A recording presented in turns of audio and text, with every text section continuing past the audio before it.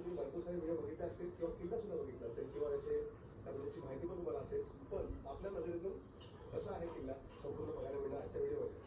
तर चला जाऊया. छत्रपती शिवाजी महाराज की